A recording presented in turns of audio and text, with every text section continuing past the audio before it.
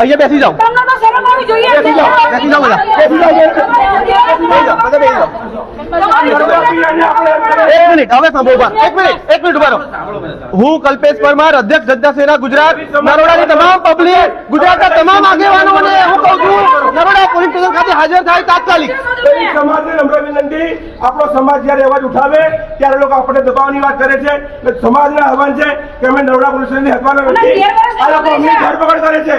13 વર્ષની દીકરીની જયારે આદિવાસી સમાજને પણ આહવાન, આદિવાસી સમાજના જે પણ આગેવાનો સાંભળતા હોય, આદિવાસી સમાજની દીકરીનો કોઈ પત્તો નથી.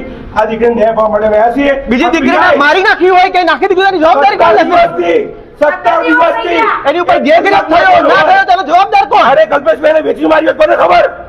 આમ જે પ્રકારે અમદાવાદના નરોડા પોલીસ સ્ટેશનમાં ભેગા થયેલા દલિત સમાજના આગેવાનો અને સંગઠનના હોદ્દેદારો આક્રોશ વ્યક્ત કરતા કહેતા હતા કે 17 દિવસ થયા છતાં કેમ હજી સુધી પોલીસ છે ત્યાં દીકરીને શોધી નથી શકી, કેમ પોલીસ પૂરેપૂરો રસ નથી લેતા, તેઓ પણ તેમણે સવાલો ઊભા કર્યા હતા.